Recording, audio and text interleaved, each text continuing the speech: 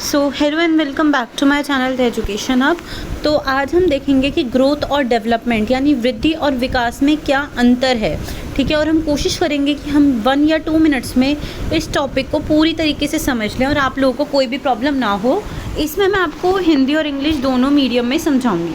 तो देखिए, ग्रोथ जिसको हम बोलते हैं वृद्धि क्या होता है और डेवलपमेंट यानी विकास क्या होता है। तो वृद्धि होती है वो चेंजेस, वो बदलाव या वो परिवर्तन जिसकी हम मात्रा को नाप सकें, जिसकी हम क्वांटिटी को नाप सकें।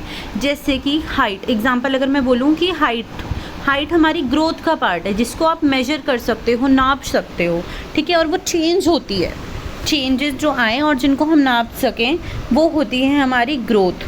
लेकिन जो डेवलपमेंट होते हैं ये जो होते हैं सिर्फ इसको मेजर नहीं कर सकते, हम क्वांटिटी नहीं देखते, इसमें क्वालिटी देखते हैं यानी गुण देखते हैं। जैसे डेवलपमेंट में होगा कि हम कितना लोगों को समझ पा रहे हैं, हमारी समझने की शक्ति, लोगों को हमारी मिल बांट के काम करने की शक्ति या क्षमता कितनी बढ़ती जा रही है, वो होगी डेवलपमेंट, ठीक है। ये हमारे कैरेक्टर को फॉर्म करती है, ये हमें फॉर्म करती है, ये बताती है कि इंसान कैसा होगा, ठीक है।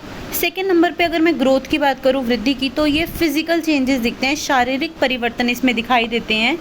जैसे कि अभी मैंने एग्जांपल दिया हाइट का, तो हमारी बॉडी में वो दिखाई देंगे। लेकिन डेवलपमेंट कहता है कि हमारी पूरे माइंड में भी, हमारे हर फील्ड में डेवलपमेंट होगी, सोशल, फिजिकल, कॉग्निटिव, ठीक है, इमोशनल, सब चीज़ों में हमारे चेंजेस होंगे, समग्र परिवर्तन होते हैं यानी हर एक चीज़ में चेंज होंगे।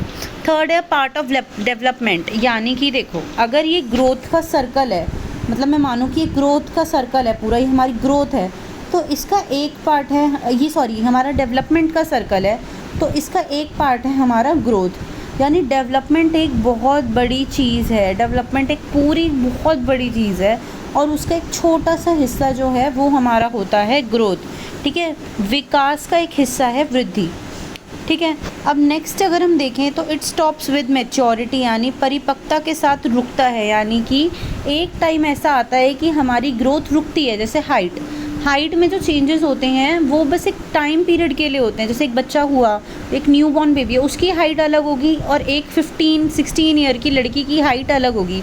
लेकिन वो जो 16 साल या 17 साल की लड़की है, वो जब 50 साल की होगी उसकी हाइट में ज़्यादा डिफरेंस नहीं होगा, उसकी हाइट एक ना एक टाइम ऐसा आएगा कि रुक जाएगी।